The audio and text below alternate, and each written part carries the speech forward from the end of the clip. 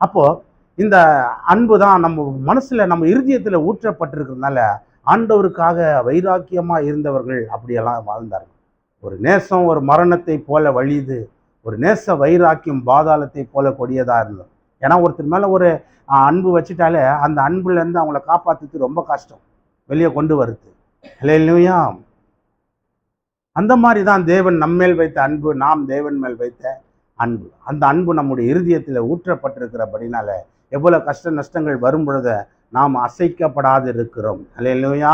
இந்த அன்புல சரியா ஊற்றப்படாத ஆள், இந்த அன்பை ருசி பார்க்காத ஆள் தான் பின்வாங்கி போய் விடுகிறார்கள், பின்வாங்கி போய்விடுறாங்க. அவன் இம்மைக்காக பைபிளில் போட்டிருக்குது, இம்மைக்காக மாத்திரம் தேவனிடத்தில் நான் நம்பிக்கை உள்ளவர்களா இருந்தா எல்லா மனுஷரை பார்க்கலாம் பரிதபிக்கப்பட்டத்தக்கவர்களா இருப்போமா.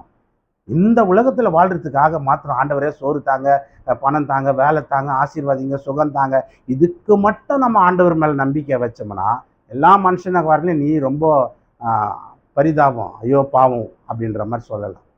ஏன்னா இம்மைக்காக மாத்திரமல்ல, நமக்கு நித்திய ஜீவனை தேவன் தருகிறார் என்ற நம்பிக்கை உடையவர்களா இருக்கு. ஏன்னா இந்த உலகத்துல வாழ்றதுக்கு கடவுள் பாருங்க, ஒருத்தர் சொன்னார், ஆண்டவரை ஏற்றுக்கொண்டார், ரட்சிக்கப்பட்டாங்க, ஒரு விடுதலை வந்துடுச்சு, அந்த குடும்பத்துக்கு ஒரு விடுதலை இருந்தது, எல்லாம் நடந்தது பாருங்க. திடீர்னு பார்த்தா அவர் சின்ன கஷ்டம், அவர் செஞ்ச மிஸ்டேக் தான், அவர் செஞ்ச ஒரு மிஸ்டேக், தவறு, அந்த தவறு மூலமா அவருக்கு சில சோதனைகள், கஷ்ட நெருக்கங்கள் வந்துடுச்சு.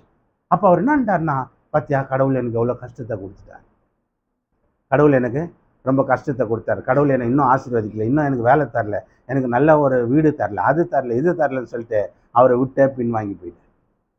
அல்லேலூயா. இதுதான் ரொம்ப அவங்க மனசுல என்னன்னா ஆண்டவர் மேல ஒரு அன்பு ஊற்றப்படலை, அதனால தான் அவங்க அப்படி இருக்கிறாங்க.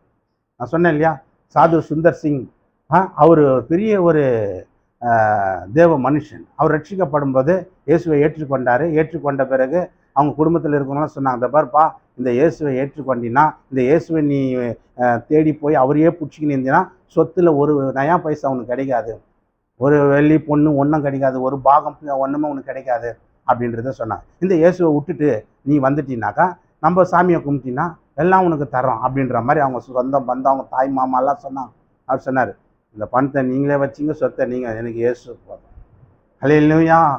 உலகம் முழுவதும் அவருடைய பேர் புகழ் பெற்றது பாருங்க. அப்பேற்பட்ட ஒரு தேவ மனுஷனா விளங்கினார். உலகம் முழுவதும் இருக்கிற ஜனங்களுக்கு பயங்கரமான சுவிசேஷங்களை அறிவித்து அநேக ஜனங்களை ஆண்டவருக்குள்ள நடத்தின ஒரு தேவ ஊழியக்காரராக மாறினார்.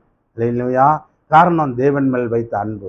அதே அவர் நினச்சிருந்தா, ஆமாடா இந்த இயேசுவை ஏற்றுக்கொண்டா நம்ம சொத்தம் இல்லை, பாகமும் இல்லை, ஒரு நயா பைசா கொடுக்க மாட்டேன்றாங்க, வானாப்பா இந்த இயேசு எனக்கு பங்கு கொடு, பாகம் கொடுன்னு சொன்னால் அவர் என்ன பண்ணியிருப்பார், அந்த சொத்தெல்லாம் வாங்கி வச்சுக்கின்னு கல்யாணம் குட்டி நடந்திருக்கோம், குழந்தை குட்டி பிறந்திருக்கோம், அப்புறம் வயசாகிருப்பார், செத்துருப்பார், சொத்தெல்லாம் கூட வந்திருக்குன்னு நினைக்கிறீங்க? கிடையாது.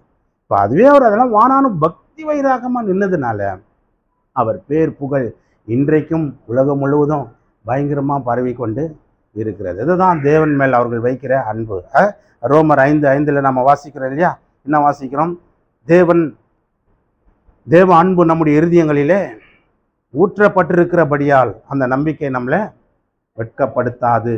அப்போ தேவ அன்பு நமக்குள்ள ஊற்றப்பட்டிருந்தா நம்ம நம்புகிற நம்பிக்கை வெட்கப்படுத்தாது. எந்த விஷயத்திலும், எந்த காரியத்திலையும் சொல்கிறோம், கடவுள் அன்பு நம்ம மனசில் இருந்ததுன்னா ஆண்டவர் உண்மையிலே அவருடைய அன்பை நம்ம ருசி பார்த்தது உண்டா அப்படின்றத கொஞ்சம் சிந்திச்சு. உண்மையிலே அந்த அன்பு ஒரு மனுஷனுக்குள்ள ஊற்றப்பட்டிருந்தா, அந்த அன்பை அவன் ருசி பார்த்திருந்தா கண்டிப்பாக எந்த காரியத்துக்காகவும் இயேசுவை விடவே மாட்டான், எந்த சூழ்நிலையும் இயேசுவை மறுதளிக்க மாட்டான், எந்த சூழ்நிலையும் இயேசுவை விட்டு கொடுக்கவே மாட்டான்.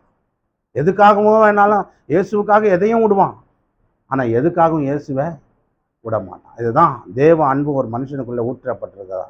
போன வாரம் சொன்னேன், ஆபிரகாம் இருதயத்தில் தேவ அன்பு ஊற்றப்பட்டதுனால தான் 100 வயசில் ஒரு குழந்தை கொடுத்தாரு. அந்த குழந்தைய எனக்கு பலி கொடுன்னு கேட்டார். அவன் எடுத்துன்னு போய் ஒன்றுமே கேட்கல பாருங்க. ஏன் ஆண்டவரை 100 வயசில் ஒரு குழந்தைய கொடுத்து, ரொம்ப அதுவே பெரிய சோதனை. 100 வயசு வரைக்கும் என்னை எவ்வளோ கிண்டல் பண்ணியிருப்பானுங்க, கேலி பண்ணியிருப்பாங்க, எனக்கு எவ்வளோ அவமானம் இருந்திருக்கும், எவ்வளோ அசிங்கப்பட்டிருப்பேன் நான். ஒரு நல்லது கெட்டது ஒரு ஃபங்க்ஷனுக்கு போக முடியல, எங்கே போனாலும் பாரு இவ்வளோ சொத்துக்குது, அதை ஆள்றதுக்கு ஒரு குழந்தைக்குதா, ஒரு வாரிசுக்குதான்னு எவ்வளோ கிண்டல் பண்ணியிருப்பாங்க, எவ்வளோ கேலி பண்ணியிருப்பாங்க. ஆனாலும் நீ 100 வயசில் ஒன்று கண்ணேன்னு கொடுத்தீங்க, இப்போ அதையும் கேட்குறீங்களா ஆண்டவரே? இப்படியெல்லாம் நானாக இருந்தால் கேட்டிருப்பேன். ஆபிரகாம் கேட்கவே இல்லை. ஏன்னா அவனுக்கு தெரியும் ஆண்டவருடைய அன்பு. அதே இந்த குழந்தை என்னடா இதை விட டபுள் மடங்கு ட்ரிபிள் மடங்கு அவர் நம்மளுக்கு தர வல்லவர்றா அப்படின்றது தான் அவன் மனசுக்குள்ளே இருந்தது. இதுதான் அப்படி தான் ஒரு மனுஷனுக்குள்ளே இருக்கணும். இது என்னடா இதை விட பெருசாக தர வல்லவராக இருக்கிறாரா அப்படின்றத அப்படி நாம் நினைக்கணும். அப்படி தான் ஆபிரகாம் நினைச்சான். அதனால தான் அவன் விசுவாசத்தின் தகப்பனாக மாறினான். விசுவாசத்துக்கெல்லாம் அப்பன் யாருன்னா ஆபிரகாம். ஆபிரகாம் தான் விசுவாசத்தின் தகப்பன்னு சொல்லுவாங்க. அவன் மூலமாக தான் விசுவாசமே பயங்கரமாக தொடங்குது பாருங்க. என்னடா குழந்தைய எத்தனை போய் கொடுத்துடலாம், கர்த்தர் இதை காட்டிலும் நிறைய குழந்தை நமக்கு தர வல்லவர்றான்னு சொல்லி எத்தனை போய் பலியே கொடுக்க ஆரம்பிச்சிட்டான். அப்போ தான் ஆண்டவரே ஆச்சரியப்பட்டார். 2-3 வாட்டி சொல்கிறாரு பாரு, நீ உன் புத்திரன் என்றும் ஏகசுதன் என்றும் பாராமல் எனக்காக பலி கொடுக்க துணிஞ்சியடா. நீ என் மேலே வச்சுக்கிற நம்பிக்கை பாராட்டுறேன். நான் என் மேலே வச்ச விசுவாசத்தை இப்போ பார்க்குறேன்டா நான். இல்லையா? அதாங்க தேவனுடைய அன்பை ருசி பார்த்துட்டா கடவுள் நம்மளுக்கு நல்லது தாண்டா செய்வார்ன்றதை நினைப்போம். கடவுள் நம்மளுக்கு நல்லதை தான் செய்வார். அப்போ தேவ அன்பு ஊற்றப்பட்டிருந்தா தான் ஒருவனுக்கு இந்த எண்ணம் வரமே கண்டி, மற்றபடி வராது. அதனால தான் ஜனங்க பின்வாங்கி போயிடுறாங்க, மறுதளிச்சுட்டு போயிடுறாங்க. இயேசுவும் 10-11 ஒரு கடவுள் நினச்சிக்கிறாங்க. இந்த கடவுளையும் கும்பிடலாம், அந்த கடவுளையும் கும்பிடலான்ற மாதிரி போயிடுறாங்க. இயேசு தான் அப்படின்றத அந்த அன்பு ஒருத்தர் ருசி பார்த்துருந்தா எங்கேயும் போகவே மாட்டாங்க. இயேசு விடவே மாட்டாங்க. இயேசுவை ஸ்ட்ராங்காக எவ்வளோ சோதனை வந்தாலும் எவ்வளோ கஷ்டம் வந்தாலும் இயேசுவை விடவே மாட்டாங்க. அதனால தான் சொல்கிறேன், அந்த அன்பு சாத்ராக், மேஷாக், ஆபேத்நேகோ இந்த 3 பேருக்குள்ளே ஊற்றப்பட்டிருக்குது. ராஜா சொல்கிறான், என்ன சொல்கிறான், ஒரு சிலையை நிறுத்துகிறான். 130 அடி உயரத்துக்கு ஒரு சிலையை நிறுத்திட்டு இதை கும்பிட சொல்கிறான். அந்த சாத்ராக், மேஷாக், ஆபேத்நேகோ 3 பேர் சொல்கிறாங்க, நாங்கள் அப்படிலாம் கும்பிட மாட்டோம் சார், நாங்கள் கும்பிட மாட்டோம். வானத்தையும் பூமியும் உண்டாக்கின கர்த்தரை மாத்திரம்தான் நாங்கள் கும்பிடுவோம். நீ ஒரு சிலையை நிற்க வச்சுட்டு அதை கும்பிட சொன்னால் நாங்கள் எப்படி கும்பிடுவோம்? கும்பிட மாட்டோம் சார். இந்த பார், உனக்கு ஃபைனல் சான்ஸ் தரேன், கடைசி வார்னிங் தரேன், கடைசி வாய்ப்பு தரேன். இப்போ நிறைய இன்ஸ்ட்ருமெண்ட் மூலங்கள்லாம் வாசிப்போம், டக்குன்னு கீழே விழுந்து வணங்கிடுங்க, இல்லைன்னா நெருப்பில் போட்டுருவேன் அப்படின்னு. நான் சொன்னேன், தாராளமாக போடு சார். இந்த வார்த்தை யாராலுங்க சொல்ல முடியும்? ஐயோ நெருப்பா, நம்மளை தூக்கி போட்டுருவானா, கருகி போயிடுவோம், உருகி போயிடுவோமே அப்படின்றது ஒரு பயமே இல்லை பாருங்க. அவங்க ஏன் அந்த தைரியத்தில் சொன்னாங்க. இதை இப்போ கூட பார்க்கும்போது அப்போ இவங்களுக்கு சொல்கிறான் அந்த ராஜா, நீ இதை பார், அந்த சிலையை வணங்கலைன்னா 7 மடங்கு சூடாக்க வேண்டாம். 7 மடங்கு சூடாங்கன்னா ஒன்றுமே ஒரு அந்த ஃப்ளைட்லேயாவது கறி கட்ட மாதிரி பாடி கிடச்சிது. இந்த 7 மடங்கு சூடாக்குனா ஒரு சாம்பிள் கூட கிடைக்காது, பஸ்பமாயிடும். அப்படி அந்த மாதிரி ஒரு நெருப்பு மூட்டை சொல்கிறான். உயிருக்கு பயப்படவே இல்லை. காரணம் என்ன? கடவுள் எங்களை காப்பாற்றுவார் சார்ன்றோம். அது எப்படிடா, எந்த கடவுள்ரா என்ன என் கைக்கு உங்களை தப்பு வைக்கிறாரு, காப்பாற்றுறாருன்னு நான் பார்க்குறேன்டா. எந்த கடவுள் உங்களை என் கைக்கு தப்பிக்க வைக்கிறாருன்றதை நான் பார்க்குறேன். 7 மடங்கு போடுறா நெருப்புன்றான். தூக்கின்னு போனவங்க செத்துட்டானலாம். இவங்களை தூக்கின்னு போய் நெருப்பில் போட பண்ணுங்க, அணில் பட்டு செத்துட்டானலாம். அப்போ இவனுக்கு நிலைமை எப்படி இருந்திருக்கும் யோசனை பண்ணி பாருங்க. சொல்கிறான், தைரியமாக சொல்கிறான், காப்பாற்றுவார் சார் கர்த்தர். அந்த நம்பிக்கை எங்களை வெட்கப்படுத்தாது. கிறிஸ்துவின் அன்பு எங்களுடைய இருதயங்களிலே ஊற்றப்பட்டிருக்கிறது. அந்த நம்பிக்கை எங்களை வெட்கப்படுத்தாது சார். கண்டிப்பாக அவர் காப்பாற்றுவார். எப்படி காப்பாற்றுவார் பார்க்குறேன்னு ராஜா சொல்கிறான். அதுக்கு சொல்கிறான், அவர் காப்பாற்றினாலும் காப்பாற்றாமல் போனாலும் சரி, 2 வார்த்தையாக போல்டாக சொல்கிறாங்க சார். அவர்கள் விடுவித்தாலும் சரி, விடுவிக்காமல் போனாலும் சரி சார், நீ வச்ச சிலையெல்லாம் கும்பிட மாட்டேனா.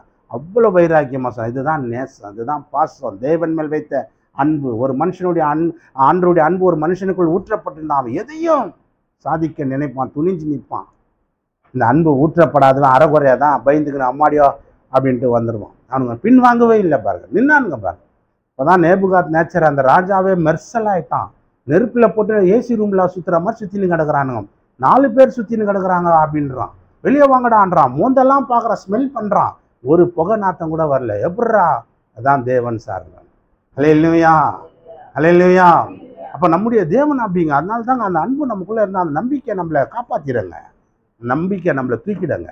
ஆபிரகாமுக்கு இருந்தது ஒரு நம்பிக்கை என்ன, கடவுள் இந்த ஒரு குழந்தைய எடுத்துக்கினா இன்னும் நான் பல குழந்தை தரேன், அவர் வல்லவர்னா. அதே மாதிரி பாரு, அவன் சந்ததி வானத்து நட்சத்திரத்தில் போல பெருகிடுச்சு. ஏன்னா கடவுள் மேலே வைத்த நம்பிக்கை. சாத்ராக், மேஷாக், ஆபேத்நேகோ கடவுள் மேலே வைத்த நம்பிக்கை வெட்கப்படவே இல்லை. ராஜாவே மெர்சலாயி ஊர் உலகத்துக்கு சொல்கிறான், சாத்ராக், மேஷாக், ஆபேத்நேகோ என்பவர்களின் தேவனே தேவன்றான். அல்லேலூயா, அல்லேலூயா. அந்த அன்பு நம்மளை எங்கேயும் வெட்கப்பட்ட விடவே விடாதுங்க. வெட்கப்பட்டு நம்ம போகவே மாட்டோம். நம்ம ஏன் அந்த அன்பை நம்ம ருசி பார்த்துருக்கோம். தேவன் யாருன்னு நம்மளுக்கு தெரியும். அப்படி வல்லமை என்னன்றது ஒரு மனுஷன் அறிந்திருந்தானா அவர் எந்த காரணத்தை கொண்டு விட்டு போக மாட்டான், பின்வாங்க மாட்டான். அதுதான் விஷயம். அந்த அன்பை நீங்கள் ருசி பார்த்தது உண்டா? அந்த அன்பில் நிலைத்திருக்கிறது உண்டா? அந்த அன்பை நீங்கள் அறிந்தது உண்டா? அன்பு அறிஞ்சவன் அவர் நல்லவர், வல்லவர், எதையும் செய்ய அவரால் முடியுன்றத, அவரால் கூடாத காரியம் ஒன்றும் இல்லைன்றத ஆணித்தரமாக நம்புவான். அதான் தேவ அன்பு ஒரு மனுஷனுக்குள்ள ஊற்றப்பட்டிருக்கிற அடையாளம். அதே தானியேல் கூட அதை தான் சொல்கிறான். அவனுக்கும் எவ்வளோ ஒரு கான்ஃபிடென்ட்டான ஒரு நம்பிக்கை பாருங்க. என்ன சொல்கிறான்? ராஜாவே வணங்கணுமா? இவனா நேபுகாத் நேச்சர், சாத்ராக் மேஷாக் ஆபேத்நேகோ சிலையை வணங்கணும்னா இப்போ ராஜாவே வணங்கணும்ட்டான். இப்போ சொல்கிறான் போய் சொல்லிட்டு போய் 3 வேளை தினமும் ஜபம் பண்ணுங்கிறான். எந்த கவலையும் இல்லாமல் ஜன்னலில் திறந்து வச்சுட்டு எருசலேம் நேராக இருக்கிற விண்டோ ஓப்பன் பண்ணிட்டு கையை உயர்த்தி ஜபம் பண்ணுங்கிறான். இதை ஒரு குரூப் ஒழிஞ்சிருந்து பார்த்து ராஜாவே உண்மை வணங்குனா சொன்னால் இவன் அவங்க ஆண்டவரை வணங்கினுக்கிறான், போடுறான் அவனை சிங்க கபிலேன்னு. ஒன்றுமே நடக்குது. சிங்கங்களின் வாயை கடவுள் என்ன பண்ணுறாரு? கட்டுறாரு. காரணம் என்ன? எப்படி எதனால இந்த தானியேல் இப்படி சொல்கிறாரு? வணங்க முடியாது ராஜாவை எல்லாம், கடவுளை தவிர யாரையும் நாங்கள் வணங்க மாட்டோம் அப்படின்றத சொல்கிறார். அப்போ எந்த நம்பிக்கையில் சொல்கிறார்? அன்பை ருசி பார்த்து அவர் யார், அவருடைய வல்லமை என்ன அறிந்ததுனால்தான். அவரை பற்றி தெரியாது வந்தால் பின் வாங்கி போயிடுறாங்க. ஆண்டவர் மேலே நம்பிக்கை இல்லை, சரியான ஒரு அறகுறை, அவங்கெல்லாம் அறகுறை. ஆண்டவர் முழுசாக நம்ப மாட்டேன்றான், அன்பை ருசி பார்க்க மாட்டேன்றான். அன்பை ருசி பார்த்தானா சார் நான் சொல்கிறேன், இன்றைக்கி 1000 ரூபாய் சம்பளம்னா கூட தூக்கி போட்டு வருவான் சார். 5000 ரூபாய் கொடுத்தான்னு போடா, கர்த்தர் அதை காட்டிலும் பெரியவர்றான்னு நினைக்கிறோம்.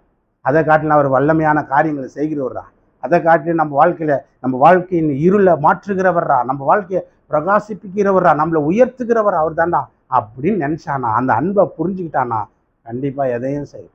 இதை யார் செஞ்சா தெரியுமா? சகைவு செஞ்சான். அவர் எப்படியாப்பட்டவர்? இயேசுவை பற்றி கேள்விப்பட்டிருக்கலாம். இயேசு பயங்கரமானவர்ரா, அற்புதம் செய்கிறாரா, அதிசயம் செய்கிறாரா, நிறைய குஷ்டரோகிகள் குணமாக்குறாரா, செத்தவனெல்லாம் எழுப்புறாரா, அவர் பேசினாலே பயங்கரமாக இருக்குதுரா அப்படின்னெல்லாம் கேள்விப்படுறான். சரி, அவர் எப்படியாப்பட்டவருன்றது மற்ற மேலே, ஏன்னா இவன் கொஞ்சம் குள்ளமாக இருக்கிறான், ஜனக்கூட்டம் நிறைய இருக்குது, எட்டி பார்க்குறான், முடியல. அங்கே ஒரு மரம் இருக்குது, காட்டு அத்தி மரம். அந்த அத்தி மரத்து மேலே ஏறி நின்று அவர் பார்த்துன்னு கிடக்குறான். இயேசு பாருங்கள் ஸ்ட்ரைட்டாக அவங்ககிட்ட தான் வந்து நிற்கிறார்.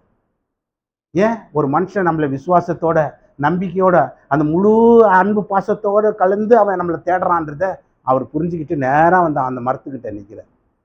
பார்க்குறார், சகைவே இறங்கி வா, அவன் வீட்டுக்கு வரணும். அந்த ஊரில் அவனை ரொம்ப பாவின்னு சொல்லுவாங்க, அக்கிரமக்காரன், அநியாயக்காரன், அநியாயமாக வட்டிக்கு வாங்குறவன், கந்து வட்டி, அந்த வட்டி, 10 காசு 20 காசு வட்டிக்கு வாங்குறவன், மோசமானவன் இவன், இப்படியெல்லாம் அவனுக்கு பேர் இருந்தது. ஆனால் ஏசு அவன் வீட்டுக்கு போகிறான். எல்லாரும் சொல்கிறான், பாவியான மனுஷன் வீட்டுக்கு ஏசு போகிறாரேன்னு சொல்லி கேட்குறாங்க. அங்கே போனவனை ஒன்றுமே சொல்லலைங்க. ஏசு உட்காந்து அந்த அன்பு பாருங்கள், அவன் வாழ்க்கையே மாறுது. ஏசு அவனுக்கு எந்த ஒரு வார்த்தையை சொல்ல, ஒரு சுவிசேஷம் சொல்ல, ஒரு ஜபம் ஒன்றும் சொல்ல, அவன் வீட்டில் போய் உக்காந்தார் சார், அவ்வளோதான். அவனும் நம்ம பாவியான நம்ம வீட்டுக்கு ஒருத்தர் வந்திருக்கிறாருன்னு சொல்லி அவனே என்ன சொல்கிறான் தெரியுமா? சார் நான் ஏழைங்களுக்கு எல்லாத்துக்கும் நான் என்னென்ன வாங்கணும் அதெல்லாம் 4 மடங்கு திரும்பி கொடுத்துட்றேன் சார். யார்கிட்ட அநியாயமாக வாங்கணும் அதெல்லாம் 4 மடங்கு ரிட்டர்ன் கொடுத்துட்றேன் சார் அப்படின்னு சொல்லிட்டு சொல்கிறான். அல்லேலூயா. அப்போ ரட்சிக்கப்பட்டுறான். ஏன்? உன் வீட்டுக்கு வரணும்னு சொன்னதுக்கே அவன் இயேசு அன்பை ருசி பார்த்து. அல்லேலூயா. அப்போ அந்த அன்பு ஒரு மனுஷனுக்குள்ளே ஊற்றப்பட்டிருந்தா அவன் ஆண்டவருக்காக எதையும் செய்ய துணிவான். ஏன்னா அந்த அன்பு ருசி பார்க்காதவன் தான் பின்வாங்கி போவான். சரியான நம்பிக்கை இருக்காது, சரியான ஜபம் பண்ண மாட்டான், சரியான பைபிள் படிக்க மாட்டான், சரியான வார்த்தைகளை விசுவாசிக்கவும் மாட்டான். அப்போ அவன் வாழ்க்கையில் எல்லாமே எடாகுடமாக நடக்கும். ஏன் நிறைய கிறிஸ்தவங்க வாழ்க்கையில் எடாகுடமாக நடக்குது? ஒரு காரியமும் வாய்க்க மாட்டேன்னுக்குது, ஒரு காரியம் சக்ஸஸ் ஆக மாட்டேன்னுக்குது. ஏன் எதனால் அப்படின்னு பார்த்தீங்கன்னாக்கா அவங்க அந்த வார்த்தையை விசுவாசிக்கவும் மாட்டாங்க, காலையில் எழுந்து ஜபிக்கவும் மாட்டாங்க ஆண்டவரை அப்படின்னு. அவ்வளோதான். பேருக்கு கிறிஸ்டின், பேருக்கு ரட்சிக்கப்பட்டவங்க, பேருக்கு ஞானஸ்தானத்துவங்க, பேருக்கு சர்ச்சைக்கு போகிறவங்க, அவ்வளோதான். அவங்களுக்கு வாழ்க்கையில் ஏன் அற்புதங்கள் நடக்க மாட்டேங்குது, அதிசயங்கள் நடக்க மாட்டேங்குது, வாழ்க்கையில் ஏன் ஆண்டவருடைய கிரியைகள் நடக்க மாட்டேனா, அவன் அது மேலே விசுவாசம் வச்சா தான், அன்பை ருசி பார்த்தா எப்படியாவது ஏஞ்சி ஜபம் பண்ணுவாங்க. எப்படியாவது ஏந்து அதிகாலையில் 4 மணிக்கோ 3 மணிக்கோ 2 மணிக்கோ 5 மணிக்கோ 6 மணிக்கோ ஏந்தானா பட்டுன்னு ஆண்டவரேன்னு முதலிடம் அவருக்கு கொடுப்பான். முதல்ல மூஞ்ச கிஞ்ச கழுவின்னு வந்து சோதரம் பண்ணுவான், ஜபம் பண்ணுவான். இந்த நாள் என்னை ஆசீர்வதிங்க, இந்த நாளில் ஆண்டவருடைய நாம மகிமைப்படும்படி என் தேவைகள் சந்திக்கப்படட்டுன்னு சொல்லி அவன் ஜெபிப்பான். இதுதான் அன்பு. அன்பு ருசி பார்த்து கண்டிப்பாக தேடுவான். அல்லேலூயா. கர்த்தர் நல்லவர். இந்த அன்பை ருசி பார்க்க தான் காலையில் எந்திரிக்க பழக்கம் இல்லை, ஒரு ஜபிக்கிற பழக்கம் இல்லை, ஒரு பைபிளை கூட வாசிக்கவும் மாட்டான், ஒரு பைபிளை கூட படிக்கவும் மாட்டான். பட்ச பைபிளை அந்த வார்த்தையும் விசுவாசிக்கவும் மாட்டான். என்னடா அப்படி சொல்லியிருக்குதே, அப்போ நம்ம வாழ்க்கையில் என்ன அப்படின்றத நம்பவும் மாட்டான், விசுவாசிக்க மாட்டான். அப்போ அவன் வாழ்க்கையில் ஆண்டவர் வேலை செய்கிறது குறையும். அப்போ அவனுக்குள்ளே என்ன வரனா, ஆண்டவர் நம்மளுக்கு எந்த ஒரு ஹெல்ப்பும் பண்ண, இன்னத்துக்கு இந்த கோயிலுக்கு போனான் அப்படின்ட்டு போயிடுவான், பின்வாங்கி போயிடுவான். அவன் ஏன் பின்வாங்கி போகிறான்? இதுதான் விஷயம். ஜனங்க ஏன் பின்வாங்கி போகிறாங்க? சரியான ஒரு ஆசீர்வாதம் இல்லை, வாழ்க்கையில் பெரிய பிரச்சனை சோதனை அப்படியே வருதுன்னா காரணம் என்ன? அந்த அன்பை அவங்க ருசி பார்க்க, அல்லேலூயா, அன்பை ருசி பார்க்கல. அந்த அன்பை அவங்க விசுவாசிக்கல. அந்த அன்பு அவங்க மனசுக்குள்ளே இல்லை போல. அதனால தான் அந்த அன்பு இருந்தால் கண்டிப்பாக நம்ம என்ன பண்ணுவோம்? கண்டிப்பாக எல்லாம். ஒருத்தர் கிண்டலாக ஒரு காரியத்தை சொன்னாங்க. சார் முதல் கல்யாணம் பண்ணேன் சார். கல்யாணம் பண்ண உனக்கு நான் படுத்துனுக்கிறேன், எங்கள் ஒய்ஃபு குளிச்சுட்டு அவ்வளோ 5:30 மணிக்கெல்லாம் குளிச்சுட்டு தலைக்கு கொண்டை போட்டுன்னு கம்மன்னு வாசனையாக ஒரு காப்பி எடுத்துன்னு வந்து எழுப்பினாங்க சார். எங்கள் மேலே அப்போ தான் நினச்சேன், என் மனைவிக்கு எவ்வளோ அன்பு பார்த்தேன் என் மேலே. 2 நாள் 3 நாள் கொடுத்தாங்க சார். 4ஆவது நாள்லேருந்து பெட்ஷீட்டை எடுத்து ஏந்திரி போ மூஞ்ச கழுவிடணும். இப்படி அப்படியே கொஞ்சம் நாள் போச்சு சார். ஒரு குழந்தை குட்டின்னு ஆச்சு சார். அதுக்கப்புறம் என்ன சொல்கிறாங்க, காப்பி ஏதாம்மா தான் போய் போட்டுங்க அப்படின்றாங்க.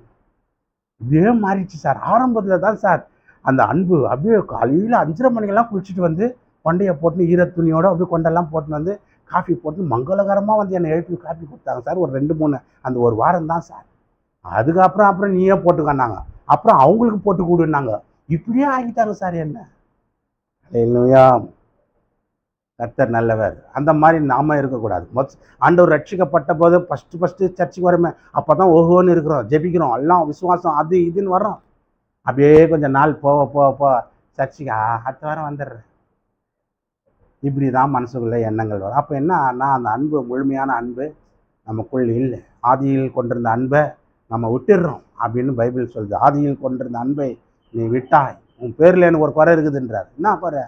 ஆரம்பத்தில் நல்லா தான் வந்தேன் சார், ஜபம்லாம் நல்லா பயங்கரமாக பண்ணேன், பைபிள் படித்தேன், சர்ச்சி எல்லா ப்ரோக்ராம்லேயும் கலந்து கொண்டேன். அப்படியே நாள் போக அந்த மனைவி காப்பி கொடுத்த மாதிரி தான் பாருங்கள். ஒரு வாரம் காப்பி கொடுத்து 2வது வாரம் நீயே போட்டுக்கணும், 3வது வாரம் எனக்கு கொஞ்சம் போட்டு கொடுணும். அந்த மாதிரி ஆயிடுச்சு நம்ம கதை. அப்படி இருக்கக்கூடாது. தேவ அன்பு நமக்குள்ளே ஊற்றப்படலாம்.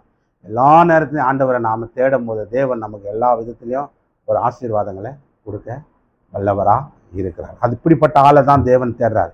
ஏன் பைபிளில் ஒரு வார்த்தை இருக்குது, அழைக்கப்பட்டவர்கள் அநேகராம், தெரிந்து கொள்ளப்பட்டவர்கள் சிலர். அப்படின்னா என்ன? எல்லாரையும் தான் கூப்பிடுறேன். அதில் உறுதியாக விசுவாசமாக நம்பிக்கையாக இருக்கிறவங்கள மாத்திரம்தான் கடவுள் செலக்ட் பண்ணுறாராம், தூக்கிடுறாராம், மறு ரூபமாக்குறாராம். இல்லையா? ஒரு இடத்துல பாருங்கள், நிறைய ஜனக்கூட்டம் திரள் அப்படியே ஜேன்னு இருக்குது. இயேசுவை சுற்றி அவ்வளோ க்ரௌடு இருக்குது. ஒரு அம்மா வந்து அவருடைய வஸ்திரத்தை தொட்டுச்சு. உடனே இயேசு அங்கே இருக்கிற சீசர்கள்ட்ட கேட்குறாரு, என்ன யாரா தொட்டுதுன்னு. அப்போ அங்கே இருக்கிற சீசர் கேட்குறாரு, என்ன ஆண்டவரே, இவ்வளோ ஜனம் முன்னாடி தள்ளுது பின்னாடி தள்ளுது நெருக்கி நிற்குது, உன்னை தொட்டுது யாருன்னு கேட்குறீங்க? இவ்வளோ பேரில் எந்த கை பட்டுச்சோ எந்த கால் பட்டுச்சோ, தொட்டுது யாருன்னு கேட்குறியா? ஜாலியாக இருந்தால் கூட பரவாயில்ல, இவ்வளோ க்ரௌடு இருக்குது, தொட்டுது யாருன்னு கேட்குறீங்க? இல்லைடா, விசுவாசமாக என்னை யாரோ தொட்டுருக்குறாங்கன்னு. இவ்வளோ ஜனம் இருந்தாலும் எல்லாருடைய கை படுத்து தான். ஜனம் இப்படி தள்ளுது முன்ன இருக்குது பின்ன இருக்குது, க்ரௌடு இருக்குது பயங்கரமாக, எல்லாரும் கை கால் படுத்து தான். ஆனால் நம்பிக்கையோடு விசுவாசத்தோடு யாரும் என்ன டச் பண்ணியிருக்கிறாங்கடா அப்படின்றது. அப்போ இதுதான் விஷயம். அவ்வளோ க்ரௌடு இருந்தாலும் அந்த நம்பிக்கையான ஒரு ஆள் தொட்டிருக்கிறோம். அதனால தான் அவங்களுக்கு விடுதலை உடனே சுகமாச்சா. 12 வருஷமா பெரிய கஷ்டம் அந்த அம்மாவுக்கு, பெரிய பாடு. உதிரை போக்கில் ரொம்ப 12 வருஷமாக ஒரு லேடி கஷ்டப்பட்டுருக்குன்னா யோசனை பண்ணி பாருங்கள். எந்த மருந்து மாத்திரை டாக்டர்ஸால் குணமே ஆக்க முடியல. மாத்திரையை சாப்பிட்டு இன்னும் வியாதி தான் அதிகமாகிடுச்சு. கொஞ்சம் கூட தீர்ந்த பாடே கிடையாது. சொத்தெல்லாம் அழிஞ்சு போகுது, விற்று டாக்டருக்கே செலவு பண்ணிச்சு. அந்த மாதிரி ஒரு லேடி இயேசு அவருடைய ட்ரெஸ்ஸை தொடுறாருங்க, உடனே ஹீலிங் ஆகுது, சுகமாகுது, விடுதலை ஆகுது. அதான் சொல்கிறாரு, இவ்வளோ பேர் இந்த விசுவாசமாக என்ன தொட்டதானா அப்படின்னு. இதுலேருந்து என்ன தெரியுது? அவ்வளோ க்ரௌடு உலகத்தில் இருந்தாலும் விசுவாசமாக யார் கர்த்தர்கிட்ட இருக்காங்களோ அவங்களுக்கு அற்புதம் நடக்குது.